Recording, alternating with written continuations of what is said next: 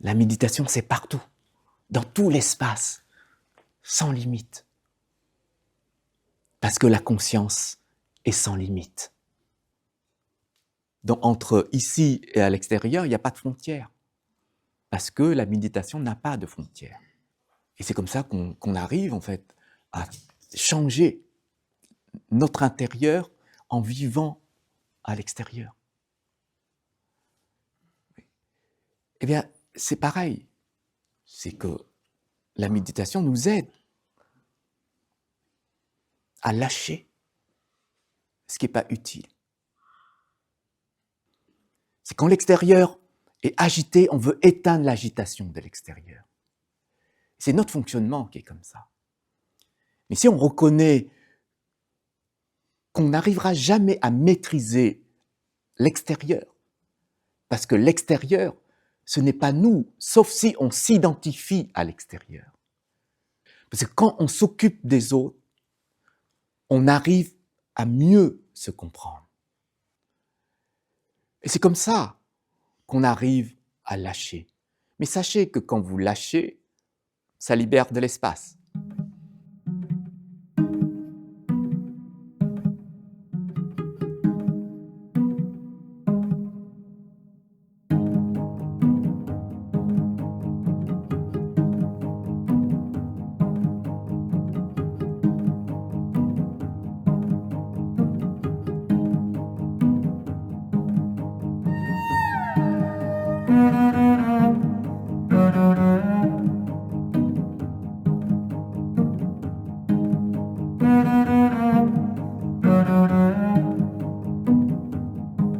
La posture physique, gardez le dos droit naturellement. C'est votre posture naturelle en fait, le dos. Dans cette posture, donc déjà quand vous avez cette posture du dos, vous avez déjà un certain équilibre. Et ça vous maintient. Vous avez la posture des mains, donc la main droite sur la main gauche, comme le Bouddha, donc derrière moi. Donc c'est la posture de l'équanimité. Donc le mudra de l'équanimité nous permet de canaliser les énergies au niveau du corps et de maintenir cette énergie pendant toute la séance de méditation. Vous avez la posture des yeux. Donc quand nous méditons, nous essayons d'ouvrir toutes nos consciences. Donc la conscience visuelle, la conscience auditive, la conscience olfactive, la conscience gustative, la conscience tactile, et après la conscience mentale. Donc pour l'instant, on va parler que de cinq consciences, donc on ne va pas fermer les yeux. Quand nous méditons, on garde cette ouverture au niveau des 5 consciences. Donc on va simplement diriger les yeux à 45 degrés au niveau du sol. Pourquoi on n'ouvre pas complètement les yeux? Tout simplement parce que les yeux, ce sont des éléments qui nous attirent vers l'extérieur. On appelle ça des éléments de désir. C'est pour ça qu'on va garder les yeux mi-clos pour la méditation. D'accord? Donc cet échange avec l'extérieur et l'intérieur. Au niveau des épaules, donc on va juste ouvrir un petit peu les épaules naturellement pour dégager la respiration. Et dans cette posture déjà, vous pouvez voir qu'il y a une respiration très naturelle qui va s'opérer. Regardez, ressentez dans votre inspiration, votre expiration.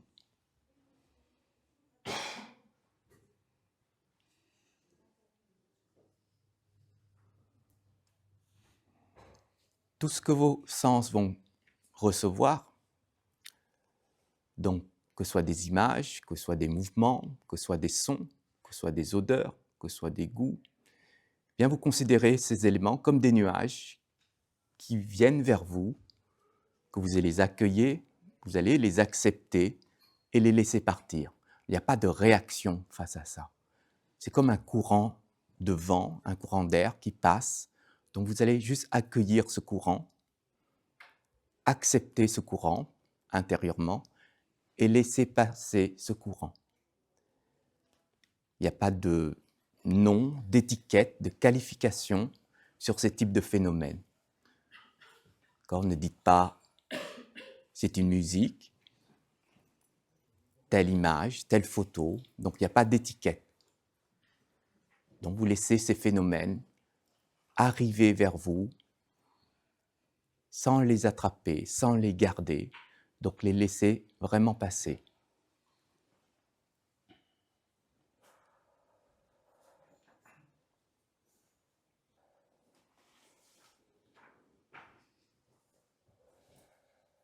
Intérieurement,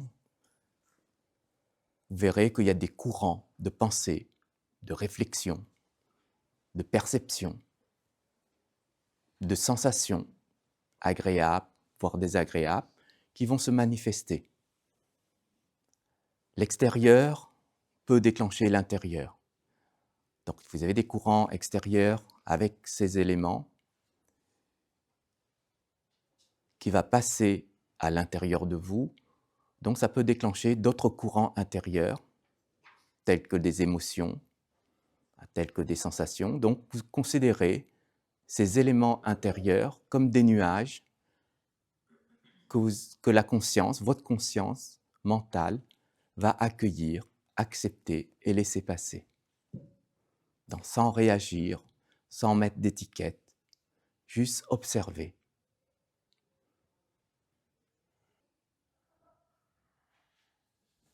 Donc, on va rester dans cette posture quelques instants et observer votre expérience à travers tous les phénomènes qui viennent vers vous sans réaction.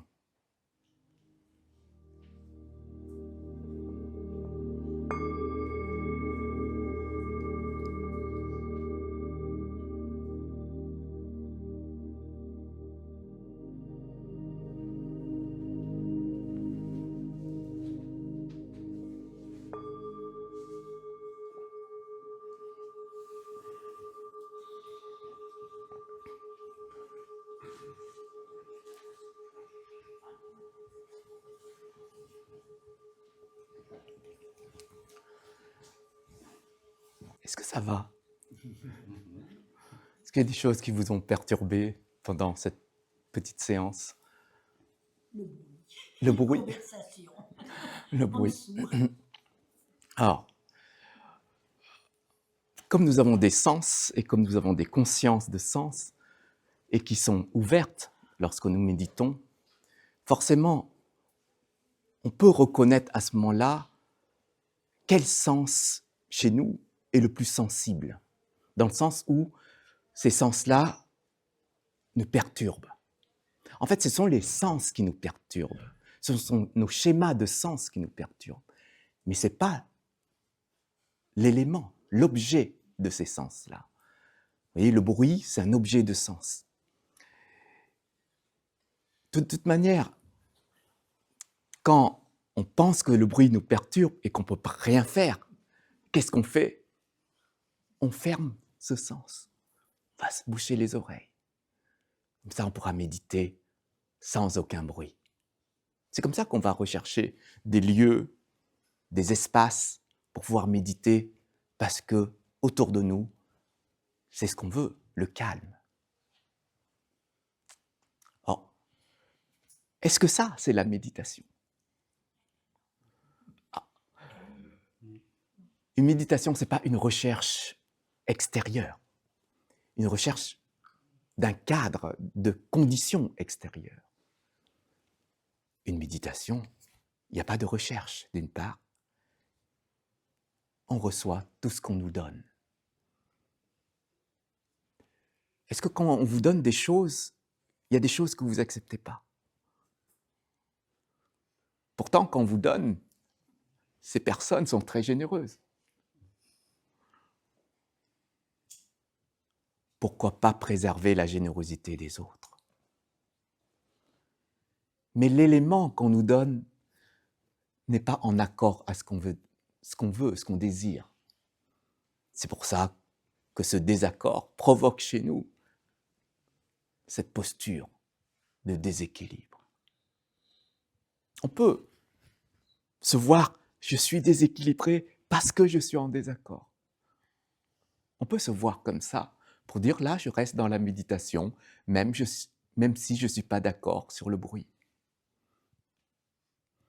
C'est pour ça qu'on peut être en désaccord avec beaucoup de choses dans la vie, mais juste prendre conscience que nous sommes en désaccord, c'est déjà méditer. Donc si vous méditez dans un désaccord, c'est super.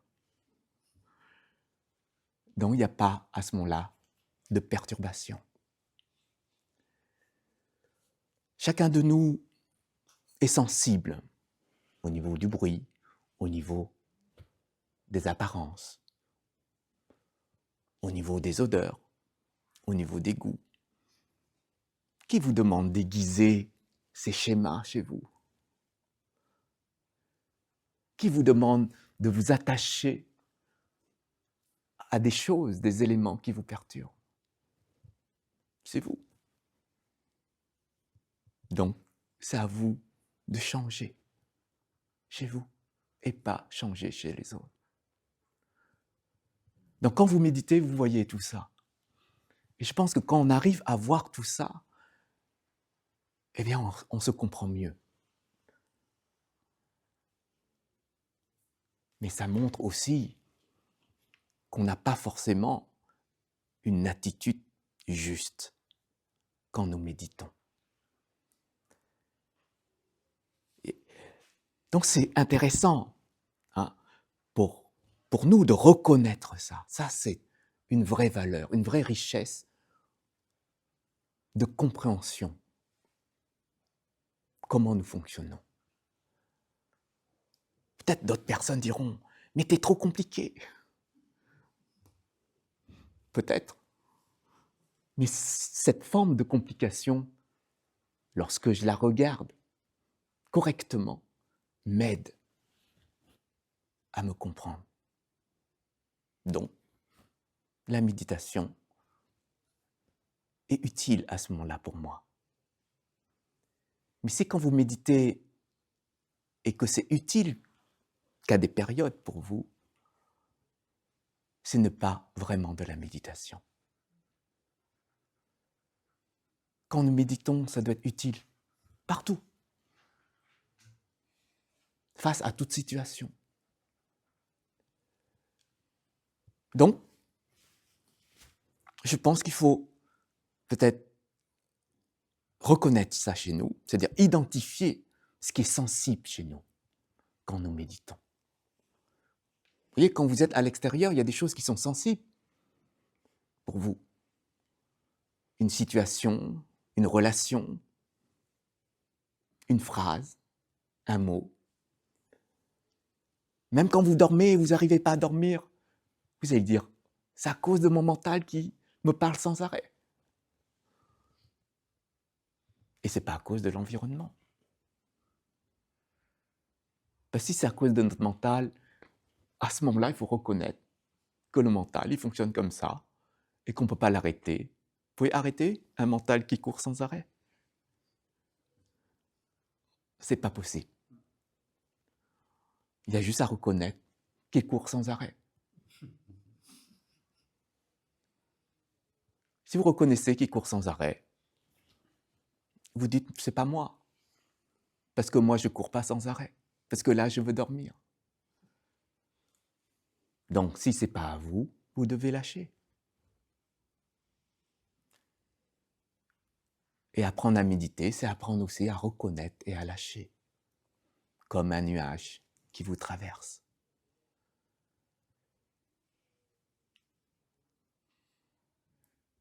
Peut-être que nous devrons méditer à l'extérieur. On verra tout de suite si on tient la méditation ou non. Je ne sais pas si vous avez compris la posture vraiment de la méditation. C'est comme ça qu'on est toujours en joie. Parce que la méditation, elle est toujours avec nous. Et cette joie, elle est naturelle parce que la méditation est naturelle. Elle n'est pas fabriquée. Donc on reprend la posture. On va reprendre la posture.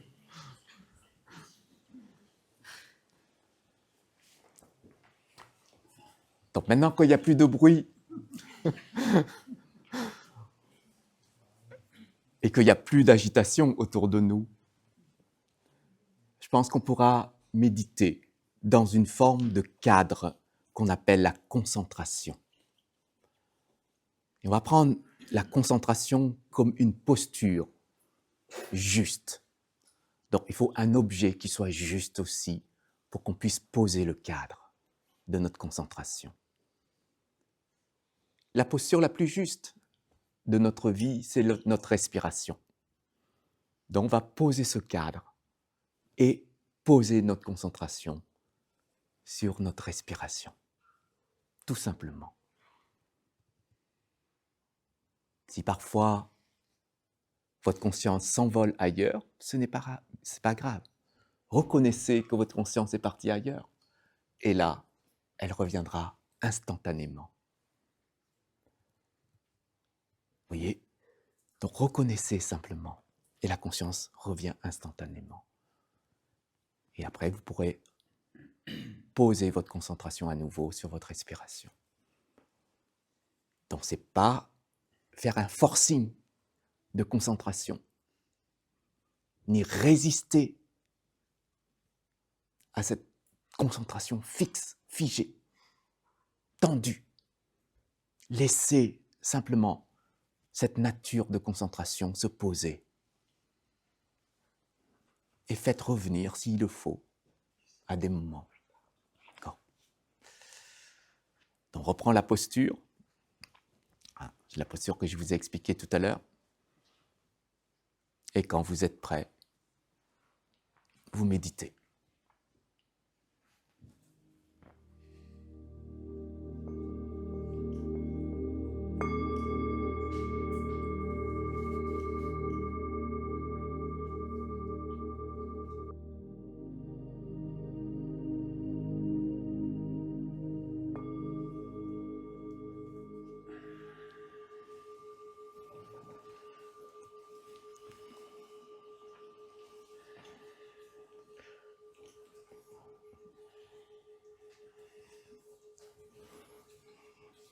Alors, comment va votre respiration ?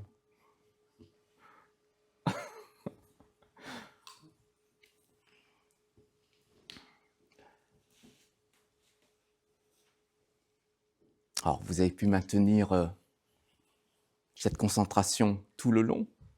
Ou est-ce que parfois, vous partez ailleurs ? Oui. Quand on a des douleurs qui apparaissent, lorsqu'on n'a pas l'habitude en fait, d'avoir cette posture, parce que c'est peut-être une nouvelle posture pour vous, même au niveau du dos, même au niveau de l'assise. Alors, ce sont des postures énergétiques qui ne sont pas dans vos habitudes. Donc ça va aller à l'encontre de vos habitudes énergétiques. Donc c'est normal d'avoir ce ressenti. Une douleur, c'est une sensation qui s'amplifie. Alors, est-ce que réellement cette sensation de douleur s'amplifie ? Si on devrait se poser cette question. Alors, soit on arrive à supporter. Si vous arrivez à supporter, donc, quelle joie. Et si vous n'arrivez pas à supporter, ben vous changez de posture. Mais quand vous changez de posture, je pense que vous allez revenir vers une posture proche de vos habitudes de posture. Donc vous allez mieux vous sentir, ce qui est normal. Et quand vous voyez que vous vous sentez bien dans cette posture, vous devez vous dire, ce n'est pas la posture méditative. Donc je vais revenir à la posture méditative. Si vous avez peur à nouveau d'avoir des douleurs, vous n'allez pas tenter de revenir. D'accord ? Mais si vous dites que ce n'est pas la bonne posture, vous allez revenir en considérant que vous allez avoir encore à nouveau des douleurs. Donc vous reconnaissez, j'aurai encore des douleurs, super, je vais revivre cette expérience, je vais voir peut-être la limite de ce que je peux supporter, comme un bruit, comme tout.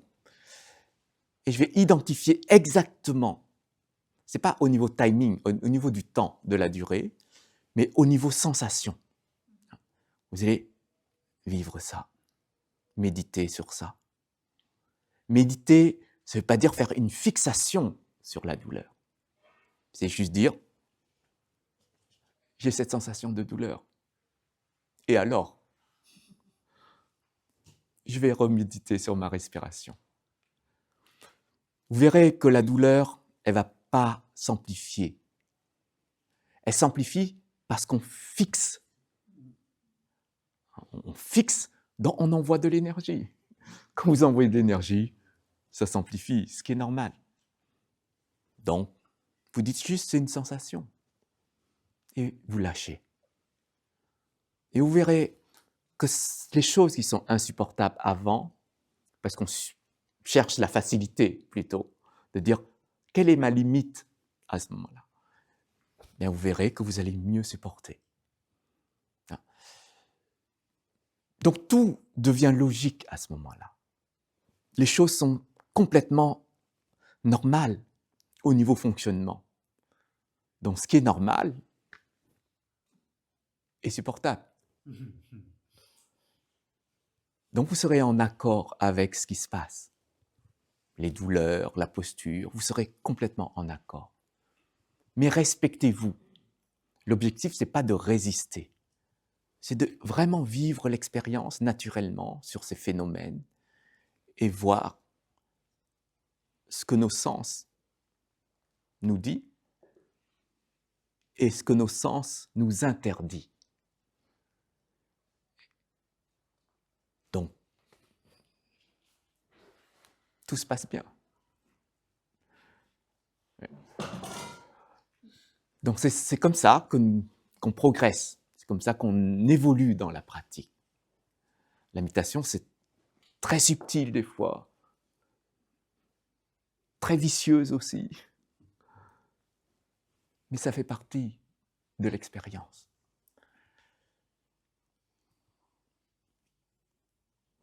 Mais c'est surtout respecter votre nature. C'est ça qui est important.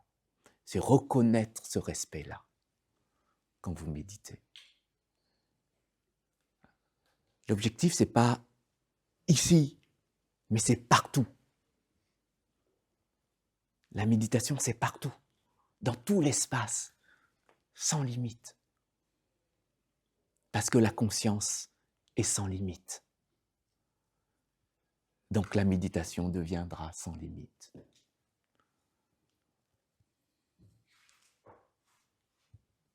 Vous imaginez vous dire dans cette posture, la douleur, les bruits, ce que je vois, ce que je ressens, ce sont des nuages. Si vous arrivez à supporter ça dans cette posture formelle de la pratique, eh ben, essayez de poser votre attention à l'extérieur. Quand vous avez une situation qui est en désaccord avec vous, si vous considérez que c'est un nuage, peut-être que vous allez traverser la situation. Donc, entre ici et à l'extérieur, il n'y a pas de frontière. Parce que la méditation n'a pas de frontière. Et c'est comme ça qu'on arrive, en fait, à changer notre intérieur en vivant à l'extérieur. Sinon, on est dans un cadre où tout le monde se pose, et même d'ailleurs, on ne voudrait pas se lever et voir si je peux déranger les autres. Imaginez-vous, les autres méditent, vous vous levez, et vous allez, je vais tester leur niveau de pratique. Vous voyez, vous levez, puis vous allez chuchoter à l'oreille, bousculer les personnes, et vous regardez. Attention, tu es en train de méditer, alors. Vous voyez, vous pouvez.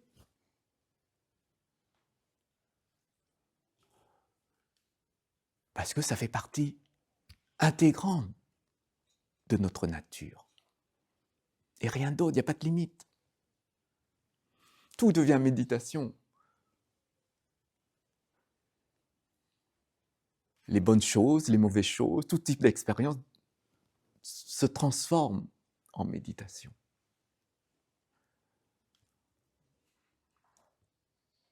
Donc, en fin de compte, quand vous avez vraiment compris ça, vous pouvez vous poser en pensant que vous méditez, mais vous pouvez aussi ne pas vous poser et vous pouvez penser aussi que vous méditez. Ce n'est pas une personne qui se pose qui médite. C'est une personne qui reconnaît sa pose. Et la différence se trouve au niveau du niveau de conscience. Plus vous placez votre niveau de conscience plus haut, plus la méditation s'élargit. C'est comme ça qu'on dit qu'il n'y a plus de limite parce qu'elle fait partie du ciel. Mais si vous placez votre conscience au niveau le plus bas, c'est-à-dire mental par exemple, vous pouvez contrôler tous vos sens, ça veut dire accueillir vos sens. Mais quand ça touche le sens mental, là ça coince. Parce qu'il n'y a plus de conscience. Donc c'est pour ça qu'il faut aller un peu plus haut pour voir la conscience mentale, comment elle fonctionne. Et voir par exemple, je pense à ça, je reconnais que je pense à ça. C'est-à-dire le mental, lui, il va fonctionner de manière à créer ce schéma de pensée. Eh bien, on reconnaît, ça veut dire on est au-dessus de nos pensées pour voir les pensées. C'est pour ça qu'on dit on voit les nuages des pensées. Donc c'est beaucoup plus haut qu'on dit je vois une voiture arriver. Ça c'est au niveau bas. Quand on médite, il faut arriver petit à petit, mais on ne peut pas sauter tout de suite au niveau le plus haut. Ça c'est pas possible. Parfois il y a des expériences où on peut, mais on ne sait pas qu'on est arrivé un peu plus haut. Donc, vous voulez voyager? Non? Pas de questions? Ok. Bon, on va reprendre la posture. Cette fois-ci, je vais vous faire une expérience. Je vais vous donner des conditions pour avoir une autre expérience de pratique. Vous méditez sans objet. Ni respiration, ni visualisation, sans objet. Ça ne veut pas dire qu'on va méditer sur un son. Ça ne veut pas dire qu'on va méditer sur les phénomènes. Parce que si on médite sur les phénomènes deviennent des objets. Donc méditer sans objet, ça nous fait lâcher la conscience. Ça, c'est peut-être compliqué, mais c'est pas grave. Hein. Ce qui est compliqué, il faut adorer. Ça ne doit pas nous freiner. Donc, quand vous méditez, vous allez essayer de placer votre conscience au plus haut. D'accord ? Donc, vous observez même pas les phénomènes. Il n'y a même pas d'étiquette sur quoi que ce soit. Et sans objet, c'est ça. Pas d'étiquette. Et quand il y a l'air qui passe, est-ce que vous dites, il y a l'air qui passe? Quand il y a l'air qui passe, ok? Donc, on va essayer. Après, on n'a rien à perdre. Okay, donc, on va reprendre la posture. Quand vous êtes prêt,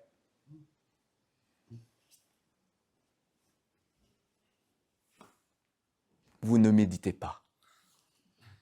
Parce que la méditation n'est plus un objet. Donc, c'est ça, la vraie posture. D'accord ? Intérieure.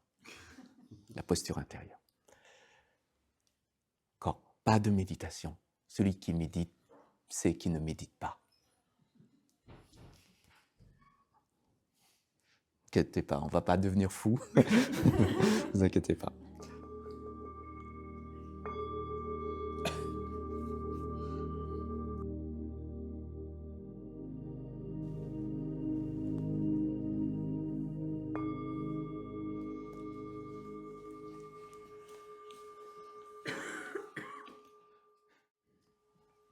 Vous pouvez bouger, vous pouvez vous masser, bien entendu. Hein, si vous voyez qu'il y a des points qui bloquent.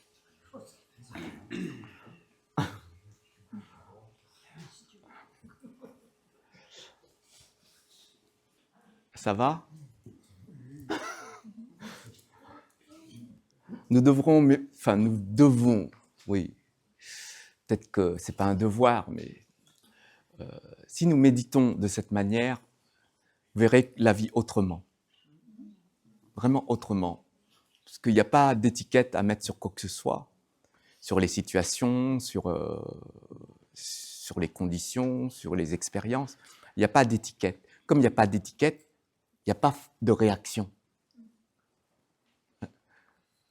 Comme il n'y a pas de réaction, il n'y a pas de mauvaises pensées, ni de bonnes pensées, ni de mauvaises paroles, ni de bonnes paroles, ni de mauvaises actions, ni de bonnes actions. En fin de compte, vous pouvez appliquer cette méthode face aux situations qui peuvent générer chez vous des émotions négatives, des fortes émotions négatives. Donc, on pourrait méditer sur la situation qui n'a pas d'étiquette, en fin de compte. Donc, il n'y a pas à activer le mental pour créer derrière une histoire, pour changer la situation, ou changer les relations, ou changer les personnes. Ce n'est pas être indifférent par rapport à ce qui se passe. On prend bien conscience de ce qui se passe. Donc, on n'est pas du tout indifférent. Mais derrière, il n'y a pas besoin de réagir parce qu'on sait très bien que c'est inutile pour notre bien-être. Et souvent, lorsqu'on réagit, c'est sous l'emprise de l'émotion. Donc, c'est comme ça qu'on apprend aussi à lâcher ces situations. La fois dernière, je vous ai raconté l'histoire du Bouddha où lorsqu'il traversait un village et les villageois ne l'aimaient pas, donc l'insultaient sans arrêt. Donc il traversait comme ça, en restant très calme. Ananda, à côté de lui, son disciple, lui a demandé « Maître Bouddha, pourquoi vous ne réagissez pas ? Regardez, écoutez ce qu'on vous envoie. » Et le Bouddha, il a dit « Celui qui envoie un colis chez nous et qu'on n'ouvre pas la porte, eh ben le colis retourne à l'envoyeur. Donc si on vous envoie une bombe, vous ne prenez pas. Si vous prenez, vous allez exploser de l'intérieur. C'est ça l'émotion. Donc, réfléchissez. Eh bien, c'est pareil. C'est que la méditation nous aide à lâcher ce qui n'est pas utile.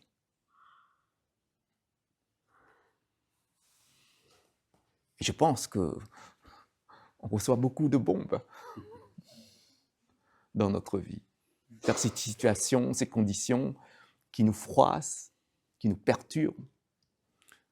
Que ce soit des petites bombes ou des grosses bombes, c'est pareil. Les petites bombes peuvent être un moustique. Donc c'est comme ça qu'il faut voir les choses.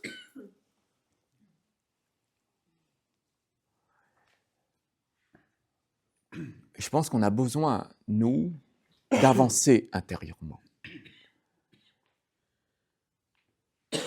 C'est là où la méditation est utile. Elle est utile parce qu'on peut reconnaître ce qui est utile pour nous et ce qui n'est pas utile pour nous. Scannez votre journée. Une journée, vous choisissez une journée et vous scannez et regardez ce qui est utile pour vous et ce qui n'est pas utile et ce qu'on ne peut pas éviter.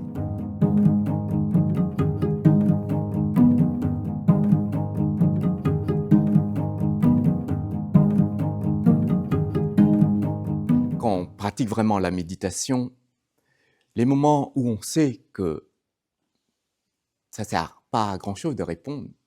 Il y a des moments comme ça où l'échange en lui-même, mais on sait très bien que la personne, même si on répondait, ça ne va rien changer. Donc c'est inutile à ce moment-là, donc on ne le fait pas. Mais si quelqu'un nous pose une question, comment ça va? Ça va être compliqué. On va quand même répondre. Et quand on répond, c'est avec joie. Donc en fin de compte, lorsqu'il y a une réaction face à une action, hein, quand on médite formellement, on regarde par rapport à la manifestation de nos schémas face à des phénomènes.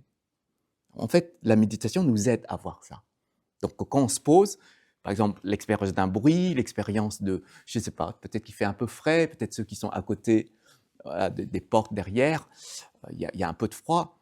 Ce sont des sensations, mais on ne s'y attend pas.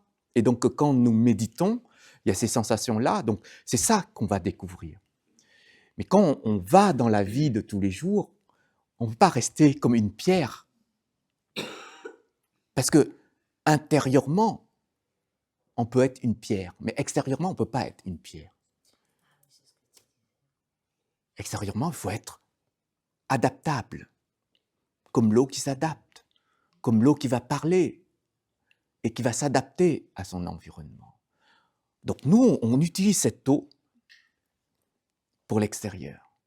C'est comme quelqu'un qui commence à s'énerver, ben vous allez vous adapter avec l'eau. Vous savez que si vous prenez l'eau qui se transforme en glaçon, c'est-à-dire que vous devenez quelqu'un de froid, ça ne va pas fonctionner. Si vous prenez l'eau comme la vapeur, c'est-à-dire avec la chaleur, vous savez que ça ne va pas fonctionner.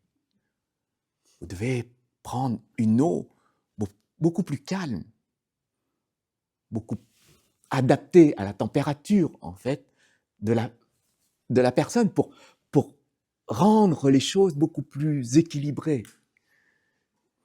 Et c'est comme ça qu'on va communiquer avec les autres. Et ça, c'est toute une manière, un art de donner aux autres ce qu'ils ont besoin.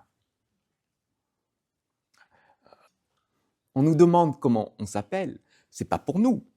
Donc c'est pas utile pour nous. Si on regardait, est-ce que c'est utile de dire je m'appelle Vincent? Bah, pour moi, c'est pas utile parce que je sais. Vous voyez? Mais c'est utile pour l'autre personne parce qu'elle veut me connaître, parce qu'elle veut me comprendre. Donc elle va me questionner. Je connais mes problèmes, je connais mes schémas, mais la personne veut me comprendre. Peut-être veut me comprendre pour travailler sur une forme de réaction beaucoup plus adaptée à moi. Donc d'un côté, c'est utile pour l'autre. Mais est-ce que lorsque nous faisons, ça doit être utile pour nous et pour les autres au même instant? À ce moment-là, ce n'est pas utile de dire « pour moi, je m'appelle un tel ». Mais plus tard, ce sera utile pour moi. Parce que la personne, quand elle va me rencontrer dans la rue, elle va dire « Vincent !» Je dis « Ok, c'est moi !» Vous voyez? Donc il faut avoir un état d'esprit beaucoup plus, peut-être ouvert, mais large, profond. Nous fonctionnons dans la méditation de la même manière. C'est-à-dire quand nous ne méditons pas sur la surface des choses, comme la surface de la mer. Quand je médite devant la mer, je peux méditer à la surface de la mer. Quand la mer est calme, je suis calme. Quand la mer est agitée, je vais peut-être être agité. Parce que sur les vagues, un bateau va suivre le mouvement des vagues. Parce que je médite qu'à la surface de l'eau. Mais si vous méditez au fond de l'eau, vous ne rentrez pas dans l'eau pour méditer. D'accord? Méditer au fond de l'eau, ça veut dire que vous savez qu'au fond, c'est toujours calme, même s'il y a des vagues au-dessus, même s'il y a du vent au-dessus, même s'il y a une tornade au-dessus. Mais au fond de l'eau, c'est toujours calme. Donc, apprenez à méditer, c'est apprendre à voir la profondeur de ce qui se passe. Un bruit, c'est superficiel, c'est la surface de l'eau. C'est juste une vague qui vient. C'est pour ça qu'on parle d'ondes sonores. Les ondes, c'est comme ça, mais c'est à la surface. C'est là où aussi qu'on fait une erreur au niveau d'un processus de fonctionnement avec l'extérieur. C'est quand l'extérieur est agité, on veut éteindre l'agitation de l'extérieur. C'est notre fonctionnement qui est comme ça. Mais si on reconnaît qu'on n'arrivera jamais à maîtriser l'extérieur, parce que l'extérieur, ce n'est pas nous, sauf si on s'identifie à l'extérieur. Si vous dites, ça c'est ma famille, c'est mon mari, c'est ma voiture, vous identifiez vous à ces éléments-là, forcément, vous voulez tout contrôler. Forcément, vous allez bloquer la liberté aux autres. Parce que vous contrôlez. Contrôler les autres, c'est bloquer leur liberté. Donc, je ne sais pas si c'est une bonne chose. Si c'était une bonne chose, on serait toujours bien maintenant. Mais on voit qu'on n'est pas bien. Et on continue toujours à contrôler l'extérieur. Et on voit bien qu'on veut même contrôler notre corps. Et le corps fait partie de l'extérieur. Et le corps, parfois, il dit non, mais nous, intérieurement, on dit oui. Donc, on va à l'encontre d'un processus, on peut dire, logique. Comme la vieillesse, comme la maladie, c'est le corps qui est impacté. Eh bien, on va à l'encontre. Quand les personnes qui ne sont pas bien psychologiquement, parce qu'elles vieillissent, le corps vieillit. Mais l'intérieur, lui, il ne vieillit pas. Mais nous, on pense qu'il va vieillir avec le corps. C'est là où il faut remettre les choses au clair par rapport à nous. Il y a des choses, des processus qu'on ne pourra jamais contrôler. La maladie, la vieillesse, la mort, ce sont des processus qu'on ne peut pas contrôler. Si vous ne pouvez pas contrôler, donc vous devez dire que ma vie va dans ce sens et que c'est complètement normal. Va subir ces étapes, c'est complètement normal. Et comme c'est complètement normal, pourquoi est-ce que vous n'êtes pas content? Pourquoi vous en faites toute une histoire quand vous êtes malade? C'est ça qu'il faut se dire. Dans un processus logique, il faut juste accueillir la mort. J'accueille. Je ne sais pas si je devrais dire c'est magnifique d'expérimenter la mort, mais juste accueillir. Il n'y a pas de mots à mettre dessus. Tout le monde a traversé. On en voit autour de nous les gens qui décèdent, nos proches, nos grands-parents, plus tard nos parents. On les voit. Donc ça fait partie de la vie.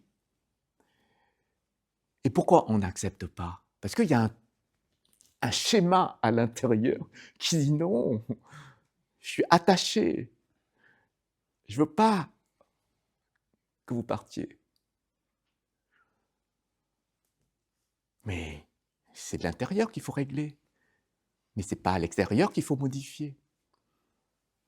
Prendre un médicament pour rester éternel. Garder toujours l'image de la personne toute notre vie, sans faire le deuil, sans accepter, sans lâcher. Et ça crée chez nous cette souffrance intérieure qu'on n'arrive pas à dépasser, à traverser.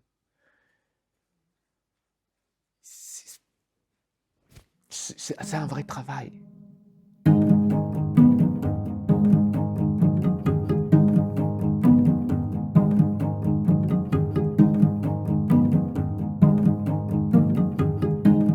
Le courant, il passe comme ça, vous allez contre le courant. Forcément, il y a la résistance. C'est logique. Dans un processus, c'est un courant. Donc, au lieu de laisser le courant se faire, on rentre dedans et on est propulsé par ce courant-là. Parce que le problème, c'est qu'on ne lâche pas. Ça veut dire qu'on ne se laisse pas cette possibilité de rester à l'extérieur du courant et d'observer le courant. On rentre dans le courant et on va contrer ce courant-là. Forcément, il y a un truc qui va nous bloquer.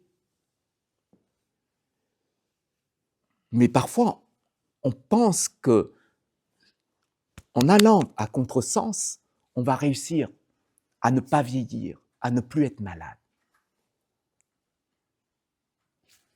Je ne sais pas, peut-être parmi vous, il y a des personnes qui fonctionnent comme ça. Mais voyez bien que ce n'est pas logique. Si on est dans la posture d'une personne qui est malade et qui dit bah, « tout le monde est malade comme moi », il y a des personnes qui ont la même maladie que moi. Or, je vais m'occuper de ces personnes. J'accompagne ces personnes et là, ce sera utile. Je comprends que je suis malade. Je comprends comment je réagis à cette maladie. Peut-être que je ne suis pas content, peut-être que je suis triste, peut-être que je suis stressé, peut-être que je suis inquiet. Je comprends mes mécanismes, mais je comprends aussi que d'autres personnes pourraient vivre comme moi dans ce type de souffrance-là. Donc je vais accompagner ces personnes au lieu de m'occuper de quelque chose qui est en train de me détruire de l'intérieur. Ça ne veut pas dire que je laisse tomber mes traitements, mes médicaments. Non, je vais être en respect par rapport à ça. Mais intérieurement, je vais envoyer une ouverture vers les personnes qui vivent dans la même situation que moi. Et ça peut être très bénéfique pour nous à ce moment-là, mais aussi pour les autres. Parce que quand on s'occupe des autres, on arrive à mieux se comprendre. Parce que toute l'action qu'on renvoie, eh ben, c'est notre reflet. C'est notre image qu'on renvoie.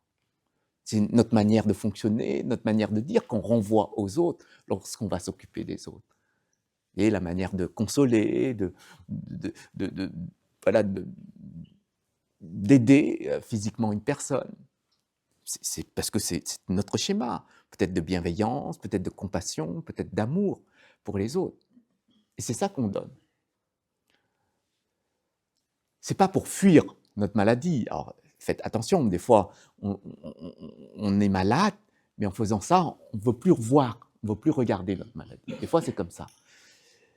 Ça, c'est pas bon, parce qu'il y a plus de prise de conscience de ce qui se passe là. Et si il nous manque cette connaissance de soi, eh bien, des fois, on dépasse la limite de nos capacités d'aider les autres. Et vous avez cette limite de conditions, d'énergie, de temps. Mais vous ne voyez pas votre maladie, vous ne voulez pas regarder cette maladie-là chez vous. Eh bien, vous allez dépasser cette limite et donc vous allez, à l'inverse, tomber de haut. Vous n'aurez plus la capacité d'aider à ce moment-là. Il faut regarder. Et pour regarder, il faut voir la réalité de ce qui se passe chez vous et de voir aussi la réalité de ce qui se passe chez les autres. Parce que quand nous souffrons, nous voyons que nous. Nous ne voyons pas la souffrance des autres. Et c'est ça qui voile nos perceptions vers l'extérieur, cette manque d'ouverture vers l'extérieur. Et je pense qu'il faut, à ce moment-là, régler et considérer que chaque être peut avoir les mêmes conditions que nous, de souffrance, de conditions, de situations. Donc, je suis rempli de compassion pour ces êtres-là. Et ça nous donne une autre dimension. Je pense que c'est cette dimension que le bouddhisme le Bouddha, d'ailleurs, a voulu enseigner. Et c'est comme si vous restez tous à votre place, d'accord? Je vais vous servir des nems. Vous aimez? Chacun, je vous mets devant vous une assiette de nems, un bol de riz. Vous aimez le riz? OK. Et des plats. Ça va, ça.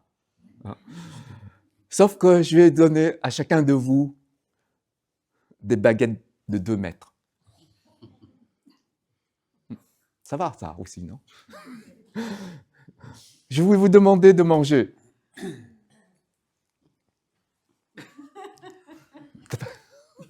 Ça va être compliqué. Vous voyez, dans cette posture, vous avez faim. Ça fait 3 jours que vous n'avez pas mangé.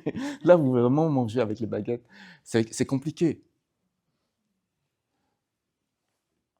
La compassion des êtres, c'est de dire, pourquoi je me regarde moi, dans ma souffrance, d'avoir faim? Parce que je vois que les autres ont aussi faim que moi. Donc peut-être que c'est mieux de prendre cette baguette de 2 mètres de long et de prendre la nourriture qui est là-bas, de la personne, et de donner à la personne.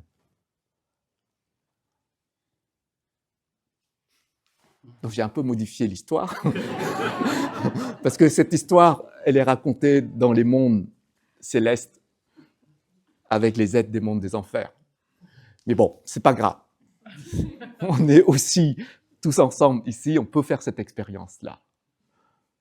On voit que la compassion qu'on peut développer à ce moment-là, en s'ouvrant vers les autres, nous permet de dire, je peux donner aux autres de la nourriture avec le moyen que j'ai là.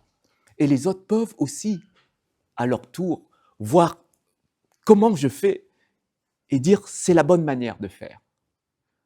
Et puis, je peux manger grâce aux autres.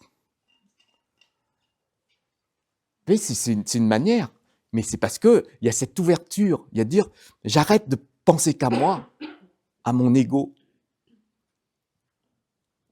Il faut que je puisse penser aux autres. Regarder les autres, comment ils vivent, comment ils souffrent. Et ça nous donne vraiment une autre ouverture, une autre dimension pour nous, pour notre vie.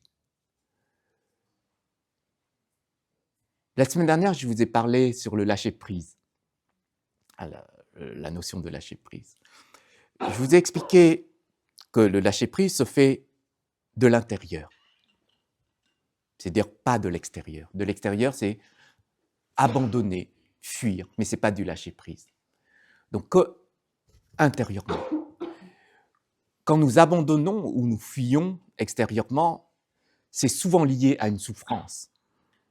Jamais on dira « je vais abandonner ma voiture qui est utile pour moi ». Parce qu'elle est utile, donc je ne vais pas abandonner. Parce que ça me procure du bien-être. Pareil pour les personnes. Ma compagne, mon mari, j'abandonne pas. J'abandonne que si il y a de la souffrance, parce que j'arrive pas à gérer intérieurement cette souffrance. Donc, vous abandonnez extérieurement, mais intérieurement, vous ne lâchez pas. C'est pour ça que vous continuez à souffrir. D'accord? Donc, dans la posture du lâcher-prise, on apprend à lâcher lorsque on n'est pas en souffrance. Oui.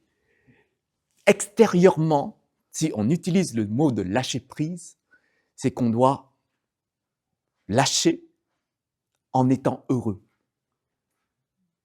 c'est-à-dire être généreux. Une personne généreuse, c'est une personne qui lâche l'objet, son objet, en étant heureux. C'est ça, la générosité. Donc, quand vous lâchez extérieurement, quel est votre état à ce moment-là? Est-ce que vous êtes en souffrance ou est-ce que vous êtes heureux?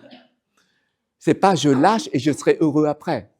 Parce que si je lâche une personne que j'aime pas et que derrière je vais être heureux, c'est pas le lâcher prise. Enfin, c'est fuir. Donc, regardez bien votre posture à ce moment-là. Parce que la générosité, qui est une qualité chez nous, chez tous les êtres, regardez vraiment si c'est de la générosité ou non. Parce que si nous abandonnons les choses extérieurement, parce que nous n'avons plus l'utilité, ce n'est pas de la générosité. Comme c'est plus utile pour moi, je donne. Mais je donne parce que c'est plus utile. Donc, cet acte de donner est conditionné par cet état. Ce n'est pas de la générosité. Et donc, si vous voulez apprendre à lâcher dans votre vie, c'est-à-dire apprendre au lâcher-prise, il faut lâcher lorsque nous sommes heureux. Et ça, c'est compliqué. Parce que nous ne lâchons pas les choses qu'on aime. Vous voyez ? Mais si on ne fait pas dans ce sens-là, forcément, il y aura de l'attachement, des nœuds intérieurs sur ces éléments-là. Donc la souffrance peut se déclencher à un moment donné. C'est pour ça qu'on dit toujours, dans la pratique de la voie du bouddhisme, surtout sur la générosité, on dit, si vous voulez avancer sur la voie, il faut déjà apprendre à lâcher votre environnement en étant heureux. Et comme ça, vous pourrez petit à petit vous libérer intérieurement des nœuds. Mais tant qu'on ne fait pas ça extérieurement, on ne peut pas lâcher intérieurement, c'est très compliqué. Est-ce que c'est un besoin ? Est-ce que le monde a besoin de cette qualité ? Si vous regardez bien aujourd'hui. Nous, en tant que pratiquants, on dit oui, c'est ma voie, donc je lâche. Mais si on regarde simplement l'image de notre monde, on voit que le monde a vraiment besoin, parce qu'il y a un déséquilibre. Juste regarder les zones de notre planète, on voit qu'il y a un déséquilibre, au niveau simplement matériel, au niveau même de ce qui est naturel, nourriture, eau.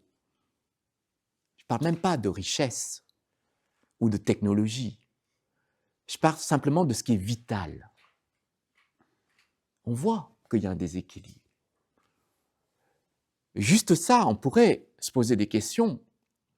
Moi, en tant que cette petite brindille, qu'est-ce que je peux faire ?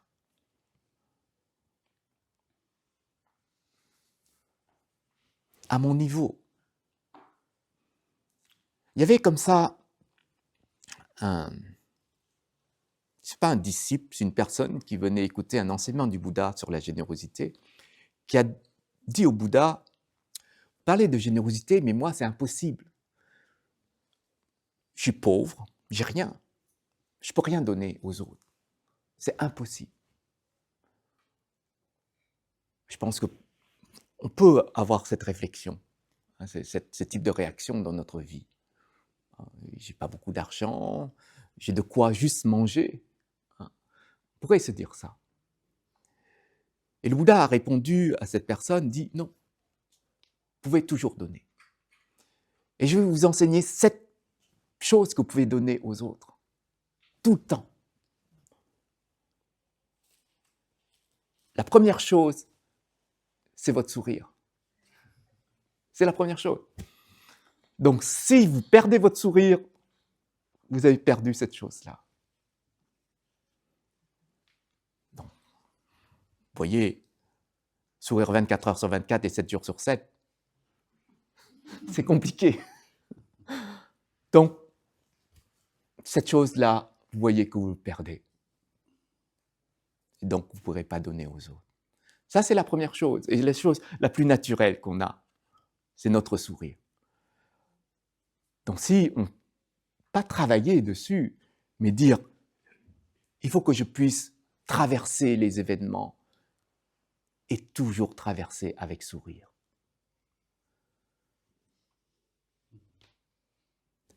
La deuxième chose, c'est la parole. Tout le monde parle ici.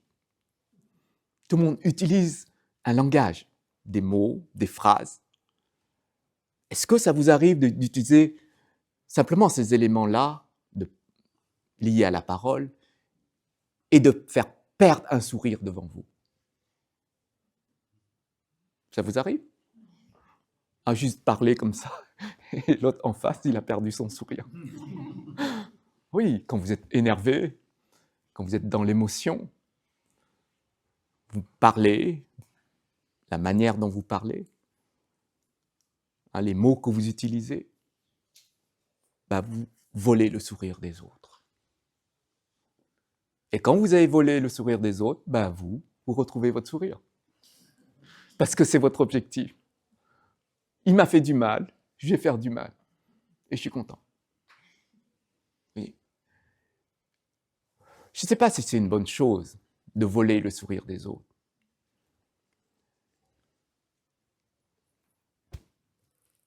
Mais faites attention. Parce que la parole est comme un couteau qui peut tuer ou qui peut faire du bien à l'autre. C'est pour ça qu'on dit toujours, notre langage, notre expression, c'est 7 fois. Tourner 7 fois. Non, c'est pas tourner, hein, c'est là, ici, à ce niveau. Voilà. Réfléchir, voir ce qui est adapté, pas adapté, voir qu'il y a l'émotion ici, donc peut-être ne rien dire à ce moment-là. Mais ne laissez pas une parole qui va détruire le bien-être des autres, même si vous êtes en colère, même si vous n'êtes plus vous-même. Quelqu'un qui est souvent fatigué, on vient, on le titille sans arrêt, et à un moment donné, il va péter un câble. Il va dire, moi je veux dormir, pourquoi tu parles toujours? Donc, essayez d'identifier ça. Parce que la parole peut avoir des conséquences, même pire qu'une action physique. Juste, on dit ça, tout le monde croit, et tout le monde va le faire. Donc vous voyez, la parole peut détruire en masse. Et comme ça, les gourous, les sectes, etc., c'est comme ça que les choses fonctionnent. Donc, quand on utilise la parole, on ne doit pas utiliser pour notre profit, pour notre intérêt. On doit toujours utiliser pour le bien des autres. Donc c'est pour ça qu'il y a des mots qu'il faut doser. Les termes qu'on emploie, la manière dont on va répandre ces mots-là peut faire du bien aux autres. Et en plus, on n'achète pas la parole. Elle est là. Donc soyons sages pour pouvoir employer les mots qui sont adaptés au bien-être des autres.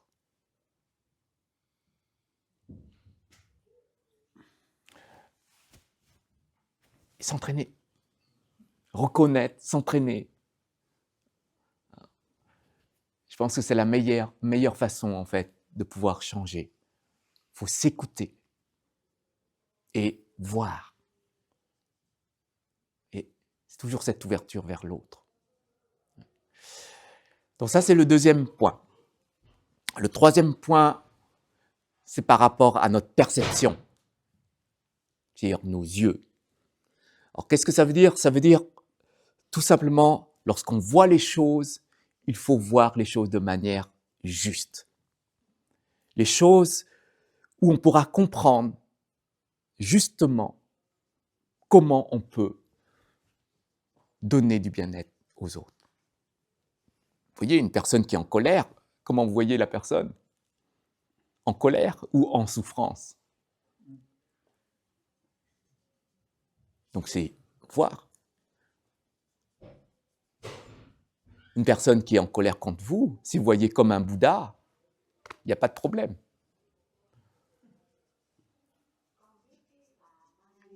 Mais si vous voyez comme un ennemi,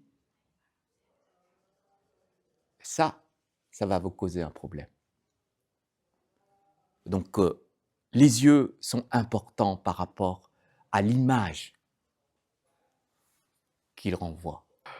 Donc, c'est important de bien donner notre perception. Et ça, tout le monde peut le faire. Ça, c'est le troisième point. Le quatrième point, c'est par rapport à l'intérieur. Alors ça, c'est peut-être plus compliqué. L'intérieur, c'est-à-dire les qualités. Quand vous êtes bienveillant, c'est une qualité, et bien, vous pouvez donner cette qualité à l'autre. C'est-à-dire utiliser cette qualité pour les autres. Et donc ça, non plus, on ne peut pas vous voler vos qualités. Donc vous allez essayer d'identifier ces qualités avant d'agir. Donc ce qui concerne l'état en fait, du mental, c'est identifier les schémas du mental qui sont adaptés et les schémas qui ne sont pas adaptés. Donc ça, c'est le quatrième point.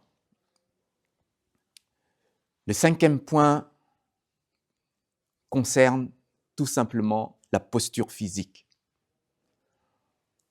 La posture physique, je pense que vous le faites.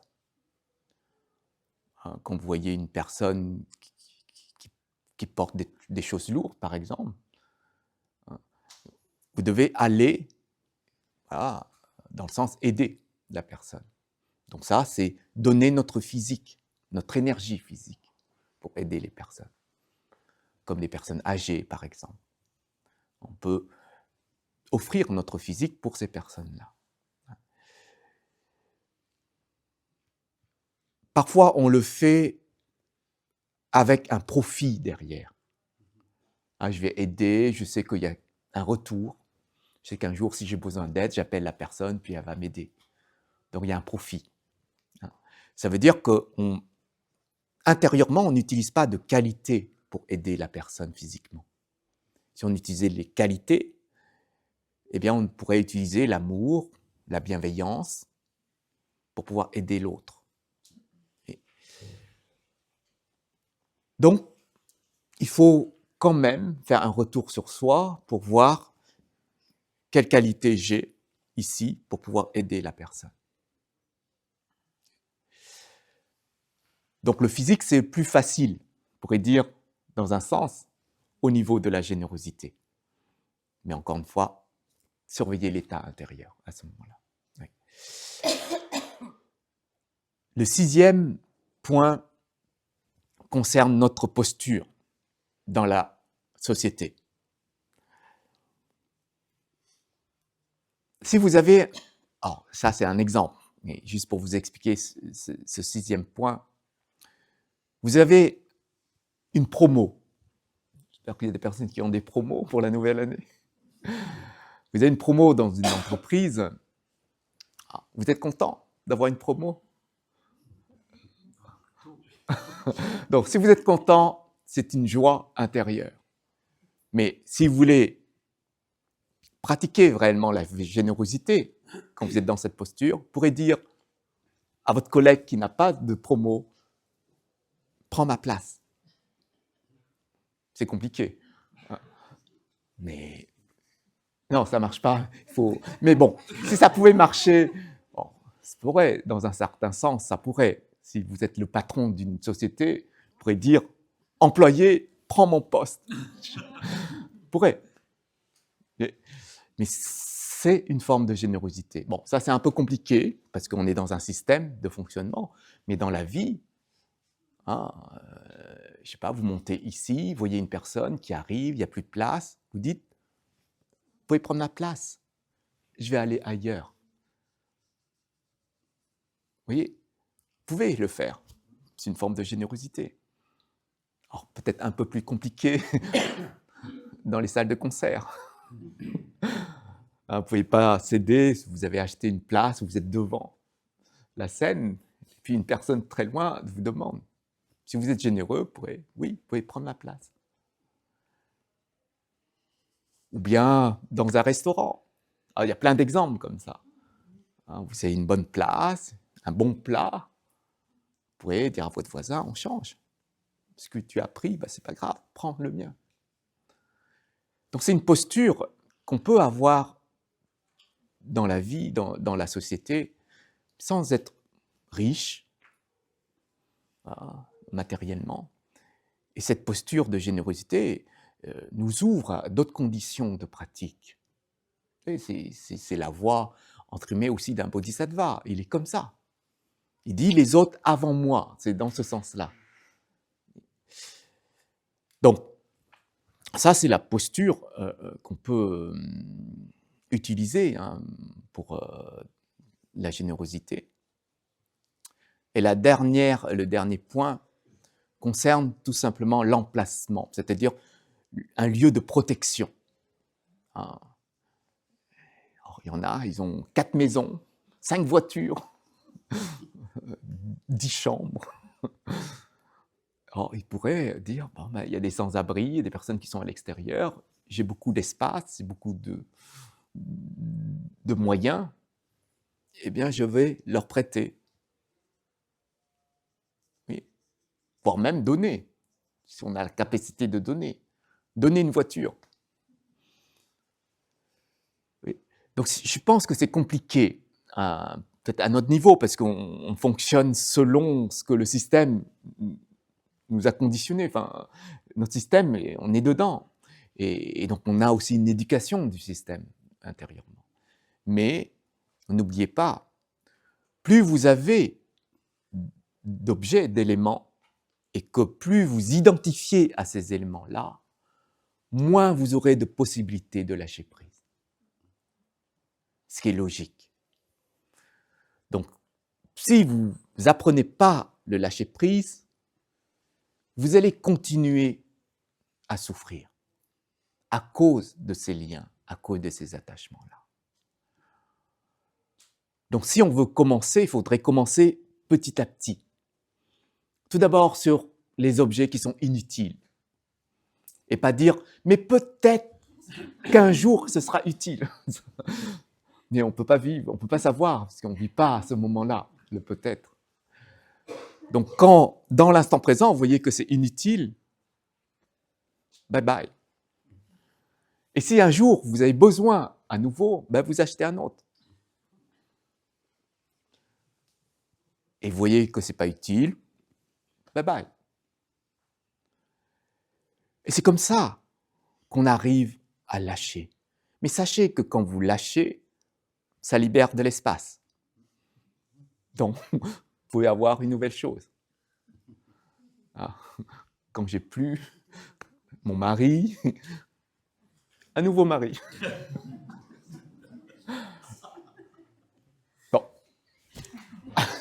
Bon, c'est une blague. Mais je pense que dans l'idée du lâcher-prise intérieur, c'est comme ça que les choses fonctionnent. Et les phénomènes, les structures logiques en fait, de l'univers fonctionnent comme ça. C'est tant qu'on ne libère pas intérieurement, bien, il n'y a plus d'espace. Vous voyez bien, quand vous avez des soucis, que ce soit de santé, des soucis dans votre famille, tout cet espace-là est rempli. Donc, vous ne pouvez pas faire autre chose. Quand vous allez au travail, vous pensez à votre famille, vous pensez à la situation. Vous voyez bien que vous n'êtes pas dans l'instant présent. Et si vous arrivez à ce moment-là de consolider tout simplement une situation intérieurement, eh bien, ça va être très compliqué. C'est pour ça qu'il faut déjà être bien et apprendre à lâcher. Il n'y a plus de soucis derrière. Si vous lâchez votre voiture, il n'y a pas de souci d'assurance.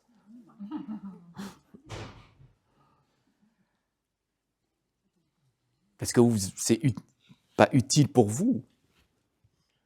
Mais si vous gardez votre voiture condamnée dans votre garage, vous verrez bien qu'à un moment donné, quand vous allez partir de ce monde, vous serez encore attaché. Donc quand vous devez lâcher, lâchez, il n'y a plus à revenir dessus. Les soucis, en fait, ce sont ces éléments qui sont liés à nos propres attachements, tout simplement. Donc plus on a d'attachements, plus on aura de soucis. Et notre travail, c'est cet état de libération intérieure.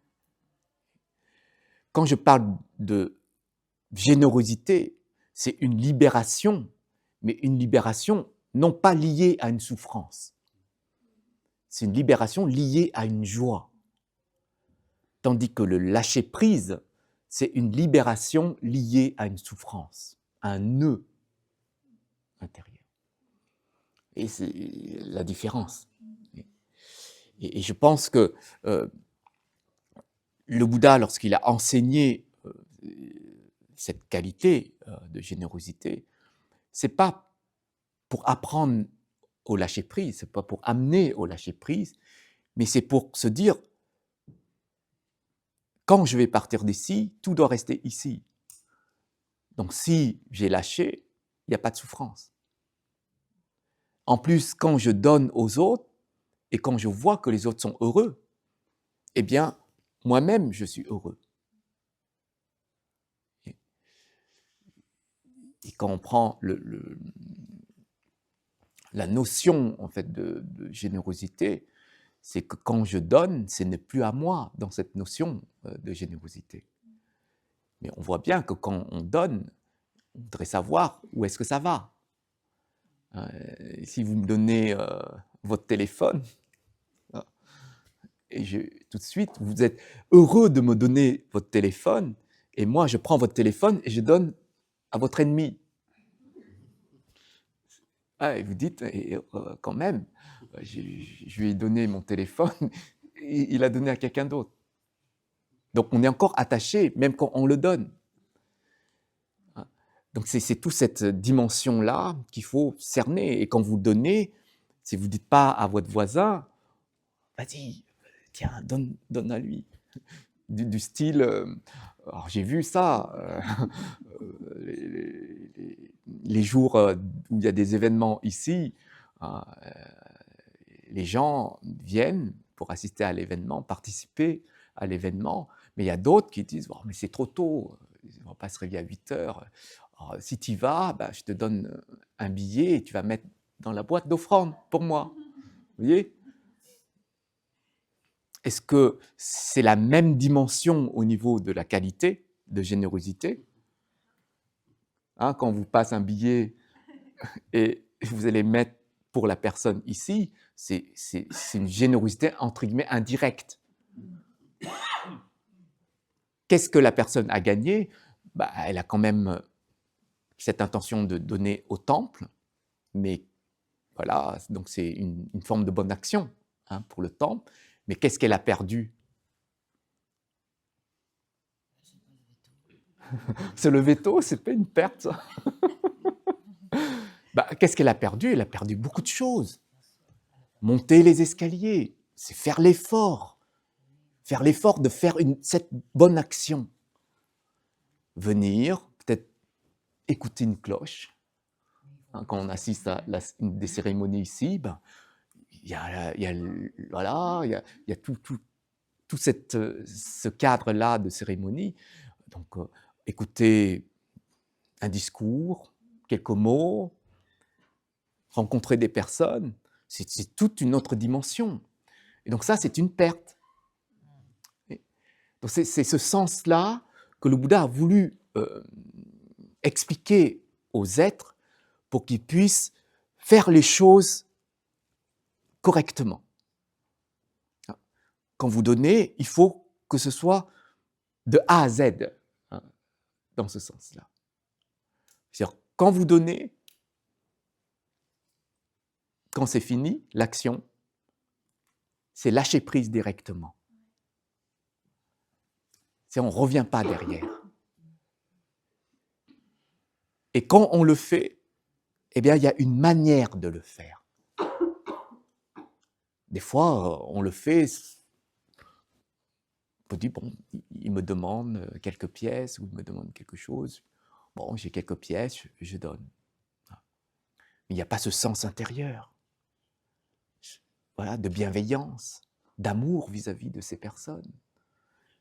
Pas se laisser emporter par l'affect de la situation.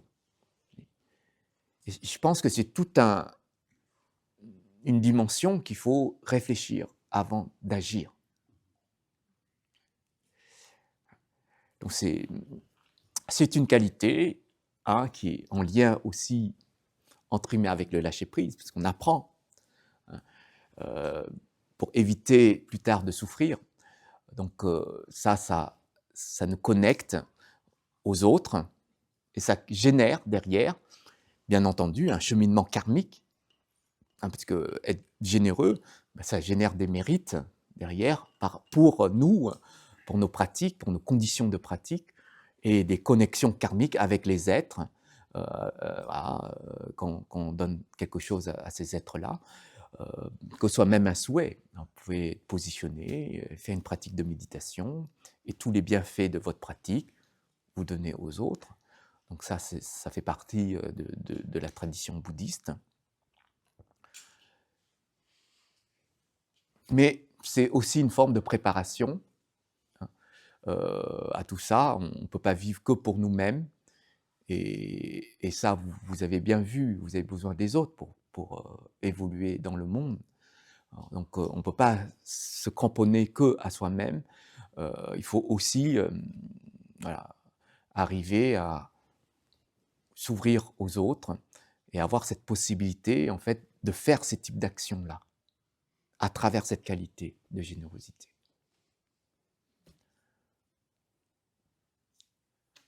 Donc vous avez les 7. Donc ne dites jamais « je suis trop pauvre ». Vous êtes très riche intérieurement.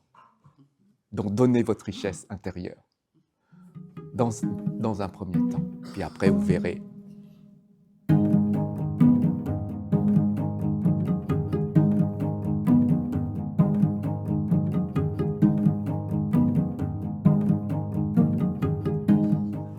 On ne peut pas être sur 2 niveaux, mais la conscience est tellement, à ce moment-là, élevée qu'on voit tout, intérieurement et extérieurement.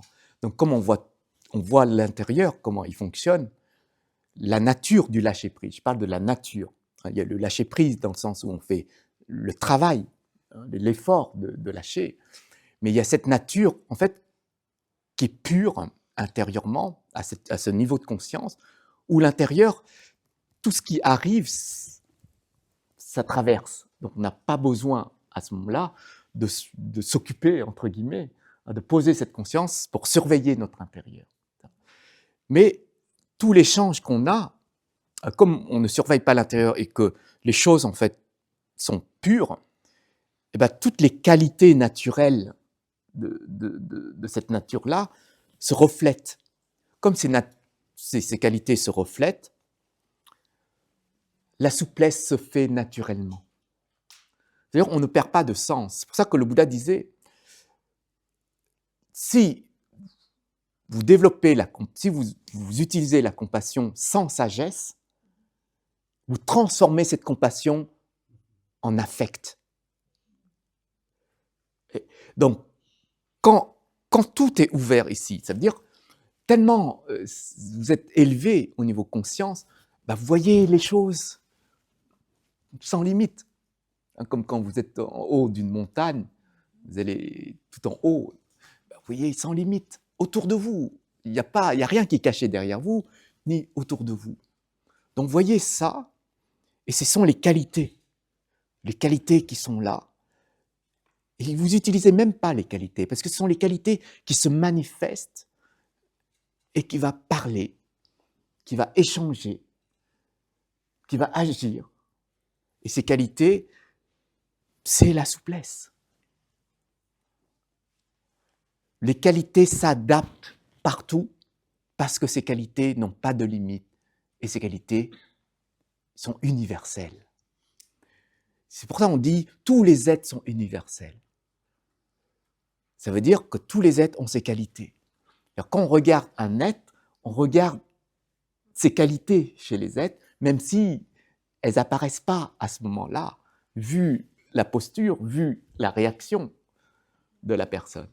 Mais on doit voir à travers cette apparence-là de la personne. Il n'y a rien qui est banal. Il n'y a que le mental qui va dire que c'est banal, mais il n'y a rien qui est banal. C'est quand vous accompagnez des personnes, que ce soit en fin de vie ou malade ou autre, des fois vous ne parlez pas. Il n'y a rien qui est banal. Ce n'est pas parce que c'est banal que vous parlez ou que vous ne parlez pas. Vous ne parlez pas parce que votre posture à ce moment-là reflète intérieurement les qualités. Donc vous adaptez. Votre posture s'adapte naturellement. Il n'y a pas besoin de réfléchir comment je dois être pour accompagner la personne. Des fois, c'est juste le cœur, en fin de compte. Et on vit les qualités à travers le cœur et pas à travers le mental. Et ça nous donne voilà, cette dimension, en fait, de cheminer vers cette voie qu'on appelle la voie du bodhisattva. Alors, les qualités, c'est encore un peu plus... Enfin... voilà. Mais tout ça, ça s'apprend, ça chemine pour qu'on puisse arriver à cette posture d'éveil, de compréhension et de dire les autres, c'est moi c'est les autres. Le moment où on se dira ça, les autres c'est moi et moi c'est les autres, c'est qu'il n'y a plus de frontières. Et quand il n'y a plus de frontières, il n'y a plus de souffrance. C'est-à-dire, on ne peut plus provoquer de la souffrance. Quand on dit les autres c'est moi, parce que je ne veux pas me faire souffrir.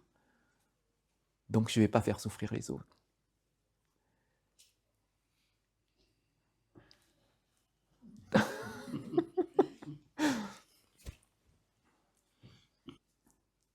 Donc situez-vous.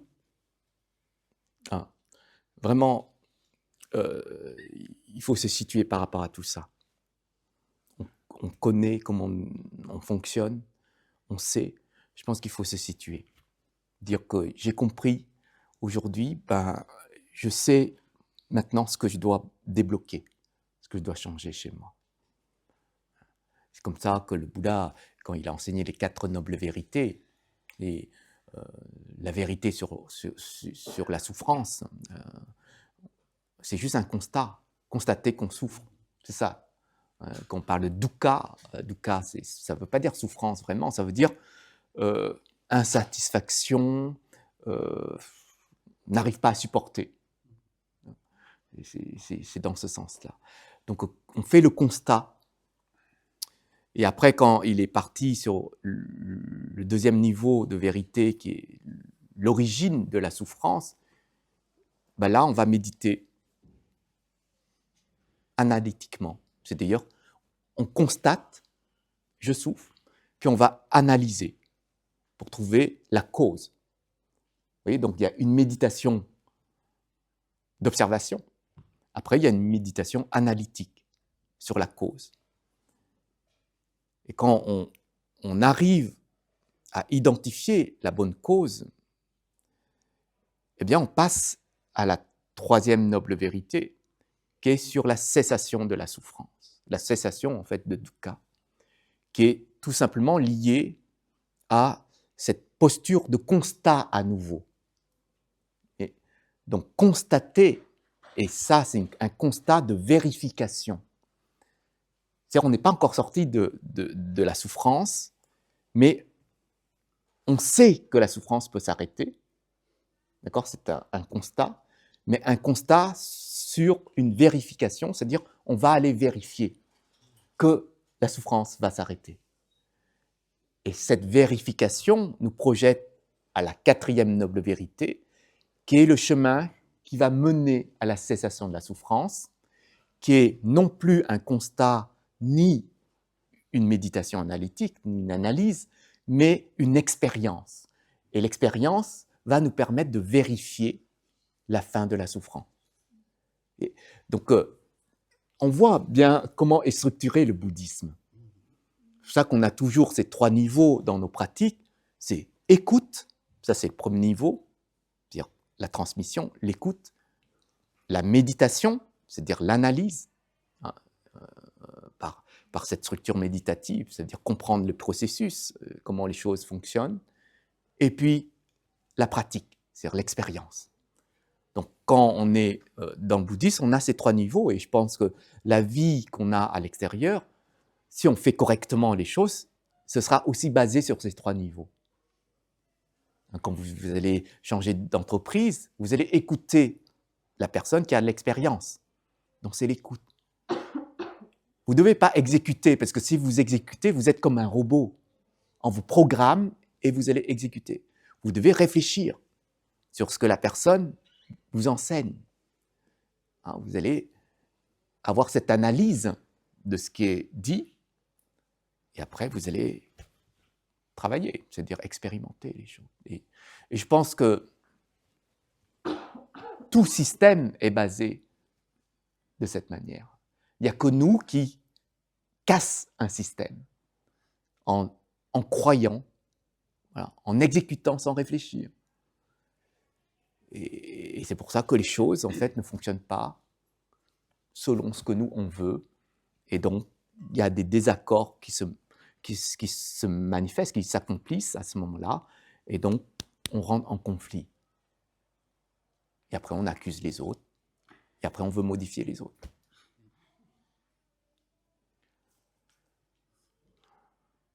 Très bien.